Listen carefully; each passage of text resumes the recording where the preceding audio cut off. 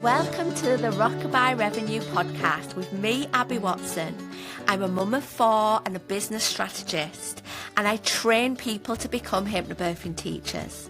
In the last decade, I've built a thriving baby business that grew beyond my wildest dreams. This podcast is for you if you run a business or dream of running a business in the birth and baby industry. You want to change lives whilst making more money.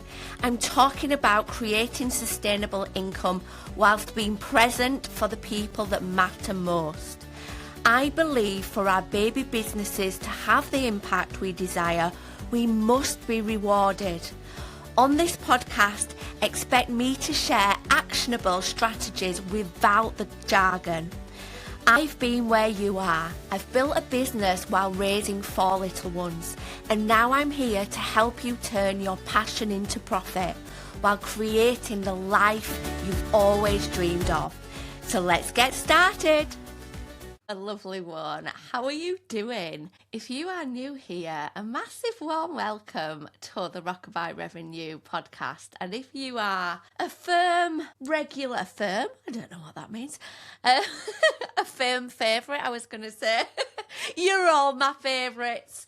But a regular listener, you are welcome to be back. And today I'm talking about social media. And perhaps by the title of this podcast, you may be thinking that I'm going to talk about how we trump the algorithm and how we get our stuff shown to potential clients sooner, so ultimately our businesses do well. But no, I am not talking about that. I'm talking about something that I know affects so many of us, not just business owners, human beings, but particularly when we run businesses. Have you ever spent 5 minutes on Instagram and questioned what the point of your business is? If you've ever done that, this episode is for you.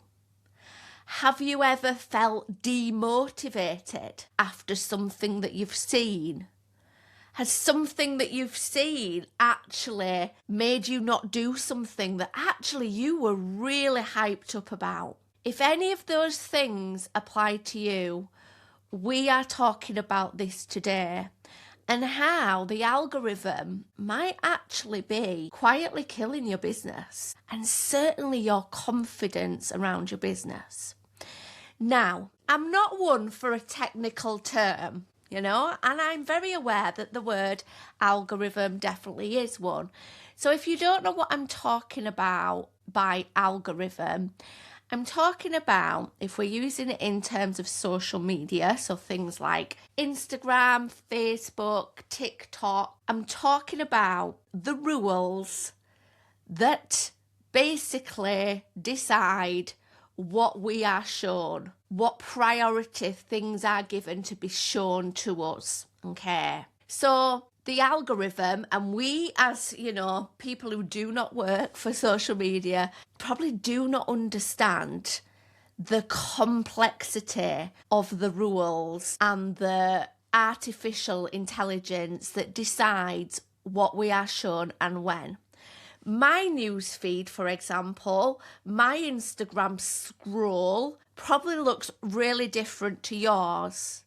And yours probably looks really different to your friend or your sister, And what we know about the algorithm is that ultimately it mirrors what social media is seeing that you are interested in. So if you pause over a post for a few seconds, the app knows that perhaps you're interested in that. Perhaps you've spent a little bit more time looking at that compared to something else. So, she's interested. Maybe if you've clicked to look at a photo, again, you've shown you're interested in something. If you've seen a headline on a news article that's linked on social media and you're like, oh my God, that sounds horrific, but here I am clicking in because I need to know the details. Again, it sees that you're interested in that kind of thing. And what we know about social media is it's designed to keep you on the app as long as possible. So what you show you're interested in, it's going to reflect back to you more of that stuff, okay? So I've been through phases of my social media looking like I am a professional gardener. You know, every single post is about planting your dahlias and, you know, when to deadhead, you know?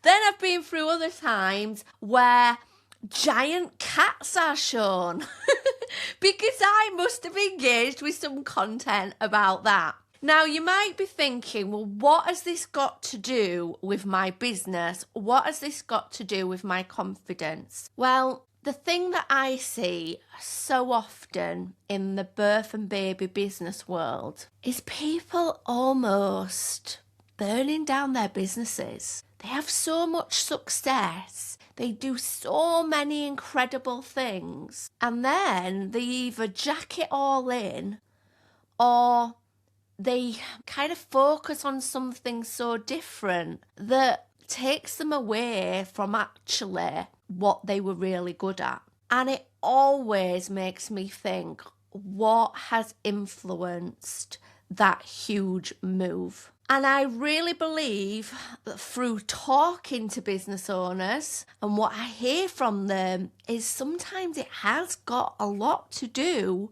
with what they are seeing on social media. Now, like I said, you know, my social media is often garden focused or cat focused or SEN children focused with a little bit of business rolled in, okay? But I've definitely been in a time in my life where actually all I was seeing was other businesses like mine. All I was seeing were things about the maternity system. I have definitely been there when actually my daily scroll, and let's face it, it's not a daily scroll, that makes it sound like we do it once a day. My several times a day scroll has been filling my mind with what everybody else is doing. And of course, that can lead to comparison. But not only that, it can also erode our identity and our whole, knowing who we are in our businesses and how we put ourselves across, feeling like we have to be like the other people that we've seen. I've also seen and heard other business owners decide that, there's just no point in my business because actually, you know, the maternity system's absolutely doomed. Because perhaps everything that they're seeing on their social media scroll is backing up that point. Now, it's said that many women of around our age spend around 4.5 hours on screens. Now, that doesn't necessarily mean just social media, does it? But let's take a guess that it's at least half of that time. You know, maybe other times we're checking our emails, maybe other times we're, you know, paying for our children's dinner money or checking our bank or whatever. But let's take a guess that maybe at least half of that is spent on social media. And of course, there will be lots of us that have less screen time than that. And there'll be others that have a lot more. But what I am saying is so many of us spend a significant amount of time scrolling. And when we might be saying, I'm feeling unmotivated, I'm feeling exhausted, I'm feeling like there's no point in my business, it could be worthwhile saying, what is influencing that feeling? Because it may very well be that your social media algorithm is totally influencing that. And of course we're influenced by social media. That's why there's even people that are influencers. They get paid to influence. But ultimately, everything that we see can influence us, you know, both positively and negatively. You know, we see something and we feel inspired. We see something and it influences our emotional state to be really sad. influences us to, make a change in our life, to do better, change our beliefs, whatever it may be. But social media is known to influence how we feel and behave. And because we know that, we must be careful about what we are seeing when our time and our energy on our precious businesses is limited. It's a precious commodity. And if actually our scrolls are eroding that, eroding that confidence, eroding that motivation, that is not a good thing. So what we're going to be talking about today is how your algorithm can do that, what it might look like, what it might lead you to do, so that you can check yourself and be like, oh, actually, is this really what I want to do? Is this really me? And we're also going to think about how we make that less likely to happen. And no, I'm not going to say just don't scroll on social media, because let's face it, many of us, me absolutely included, are almost addicted to it. It's become so much of a habit. I mean, I know for me, I don't know about you, and this is, not good. I am not promoting this. But yeah, when I'm exhausted, when I am, laid next to my youngest child trying to get her to sleep, I will spend up to an hour just scrolling, aimlessly doom scrolling. I know it's not good for me, but I almost can't break that habit. I also find that unless I put my phone with my alarm at the other end of my bedroom, if it's next to me, when my alarm goes off, I will switch off my alarm and I will find myself scrolling. I'm not being productive. I'm not, researching for my business. Yes, I've been known to use the excuse that I need to be on social media because I run a business. Yes, I've used that excuse, but in reality, I am scrolling aimlessly. It's got nothing to do with my business, and it doesn't make me feel good. But it is like an addiction. I say it is an addiction. Who am I kidding? When we talk about an addiction, we're talking about something that you do that you feel like is really hard work not doing, and it has some negative consequences in your life. Of course it does, So yes, I'm not going to tell you just to stop, because in reality, perhaps that isn't going to happen. But what we are going to talk about is how you can influence your algorithm so that actually what you are seeing does all the things you need it to do, so it's not having a negative impact on your business. Okay. Now, why is this so blooming important? Well, this goes back to the question of, why is your business important? Why is getting your services out there to other people so important? Well, maybe that's because, if those potential clients don't hear about your services, they're going to miss out. They're going to perhaps, not benefit from the knowledge that you give them. Or perhaps your business is more of a community-focused business. And actually, if your services are not heard about, women with young babies will be more isolated. They'll feel alone. They'll feel like the only person that's feeling that way. Or maybe you're a sleep consultant and that family's lack of sleep is absolutely negatively impacting every single area of their life. So your business is really important, and your ability to get out there and promote your business, let people know it exists and how wonderful it is really important. Let's not remember that it's important to you too. So yes, your business does incredible things for the people that it serves and for you. Your business is the thing that funds those things in your life. Your business is the thing that keeps you away from the 9-to-5 job you don't want to have to go back to. Your business is the thing that lights a spark in you that means that you look after everybody else in your life with such positivity because you are fulfilled. So let's not forget why your business is important as we go into this conversation. Because this is what upsets me. It upsets me when amazing business owners limit themselves. And, I'm saying they limit themselves. It's not their fault. It's not their fault. They're living in a really noisy world. And this noisy world can absolutely influence us. So, when I started my business in the olden days, over a decade ago, of course we had social media. However, it was very different to these days. There wasn't such a kind of sophisticated algorithm in that if you didn't follow an account, you didn't see the stuff. So unless I decided to follow a certain account or friend a certain person, I wouldn't see their stuff. And if I did, I'd see their stuff. So it worked really simply.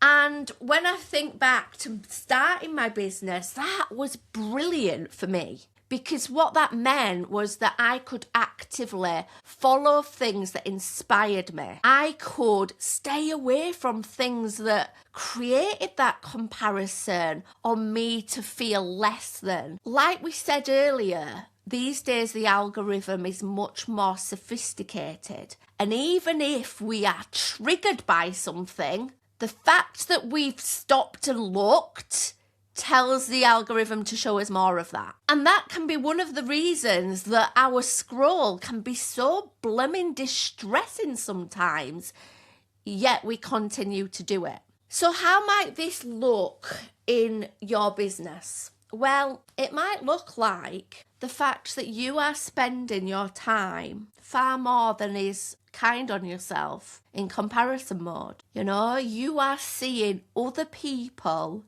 doing similar things to you, and it is making you think, oh, they're so good, I'm not like her. Or making you think, oh, wow, look how she talks about things. I need to do it more like that. Ooh, she looks like she's having lots of success. And she's much more vocal about, really controversial things. That needs to be what I do. She's really fact-driven. I need to do that. She's edgy and I'm a bit fluffy.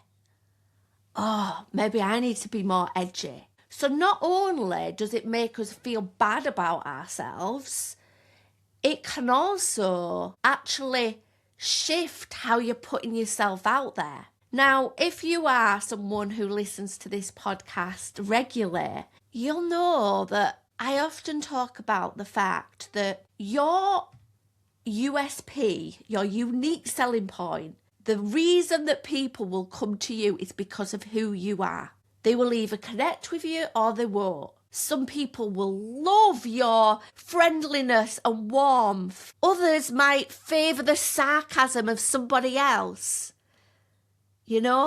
But people will connect with you. Now, if we are feeling that we have to be like the other people that we are seeing and comparing ourselves to, we're not going to be ourselves. And not only is that exhausting to try and be someone you're not, it's also going to prevent those clients that could be the dreamiest of clients from coming to you. That is a real shame. Now, social media is like an echo chamber, so you might be seeing loads of people doing similar things to you that are all a certain way because the algorithm has chosen to show you those things. Whereas there absolutely could be people who are incredible at what they're doing, really killing it in their business and are more like you, but you're not seeing that. So you're wanting to change who you are to be more like these other people, and it's not what you should be doing. So not only does comparison not feel great and can suck away our motivation,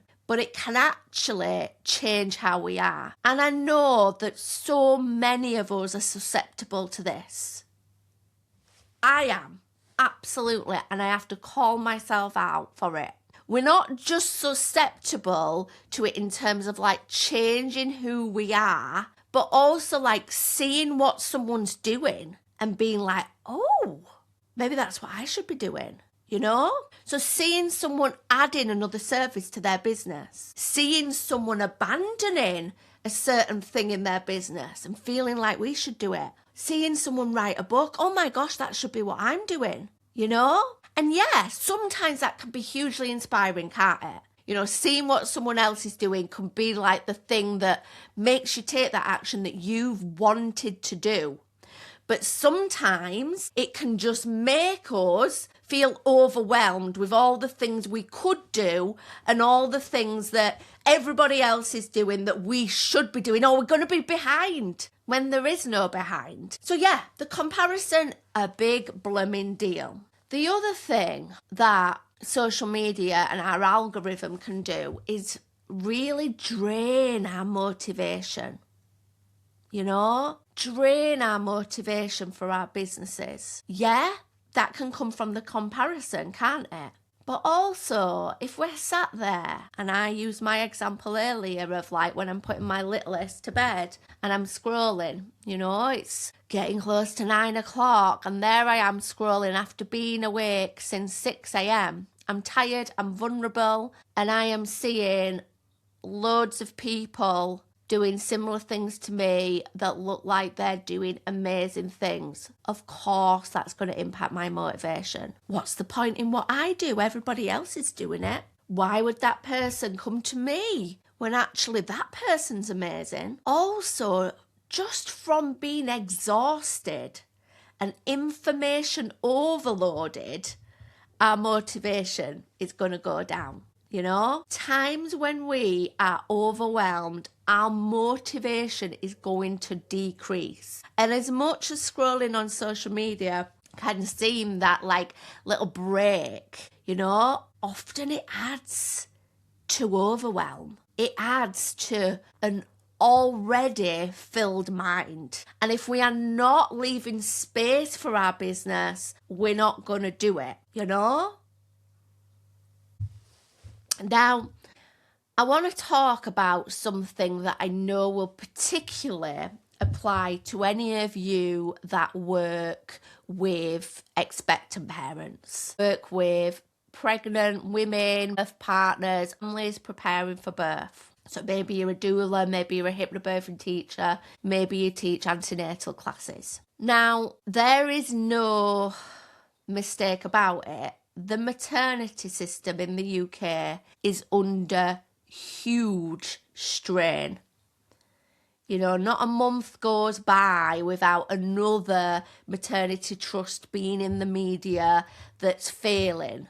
You know, so many midwives sadly want to leave the profession because they're not getting to do the work that they were trained to do. They're not getting to have the impact that they know that they want to have and the women that they support absolutely need.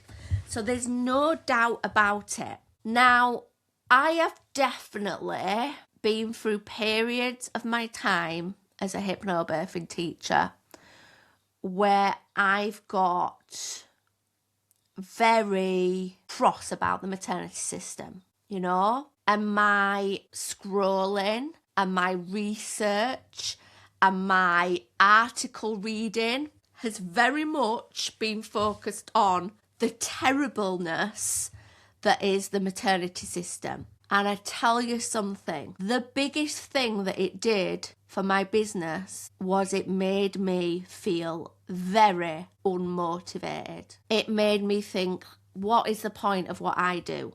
You know, what is the point of hypnobirthing when actually, you know, women are up against all this? What's the point? When actually, I should have been thinking, my gosh, my families that I work with are dealing with a lot. They are dealing with a really challenging system. And that's absolutely why they need now more than ever, my services. But we're not rational and we're not logical when we're sat there having a scroll, are we? So if post after post, we are seeing all this, doom and gloom, all this horrible stuff, of course it can steal your motivation. And I have seen incredible business owners almost burn their business down, being like, I'm not doing this anymore. And I get it. And, it's one of the downsides, isn't it, of being like so heart-centered and caring.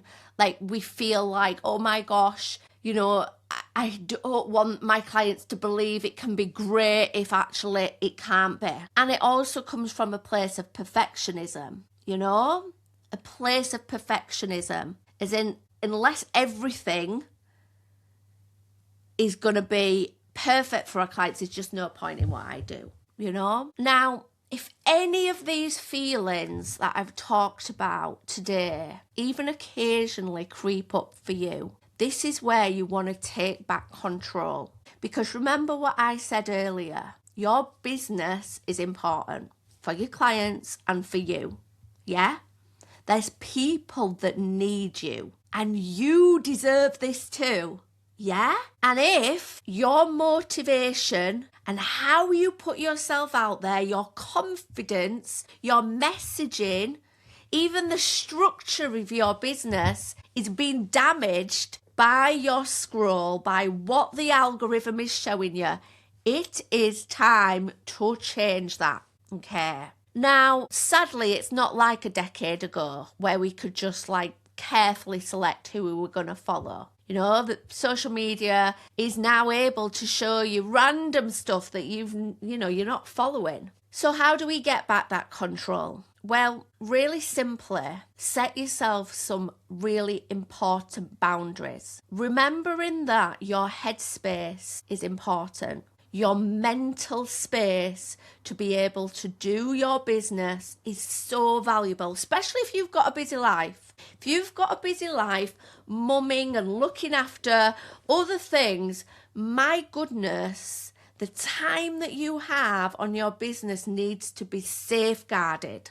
Okay, needs to be so preciously looked after that nothing is going to come between you getting your stuff done. So what you need to do then in terms of your social media, when you see something that doesn't inspire you, doesn't motivate you, doesn't give you fresh ideas, or doesn't entertain you, click mute. Tell social media you want to see less of that. Scroll on by fast. Don't linger on it. Don't linger on it, or it's going to tell social media you want more of it. And then when you see things that are inspiring, that are entertaining, that tell you what's possible, blooming click on it.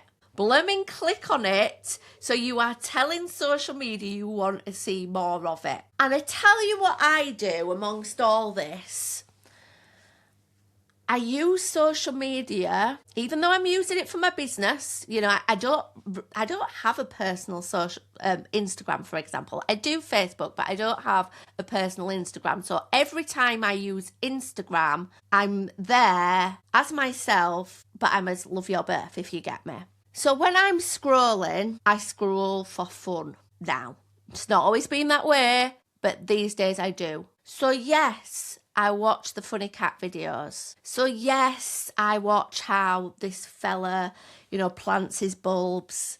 Yes, I watch cottage core interiors, because that stuff does not impact how I approach my business. Yeah? It doesn't do anything negative to how I feel and show up in my business. So for me, that's great. So think about what your social media needs to look like to keep you motivated and inspired and connecting with those potential clients. So maybe instead of following things that are just telling you loads of bad things about the maternity system, maybe you might want to follow some pregnant bloggers because it reminds you that there are expectant parents out there that need your stuff. Yeah? Maybe you have some interest in your life in, I don't know, maybe you like watching makeup tutorials, or maybe you like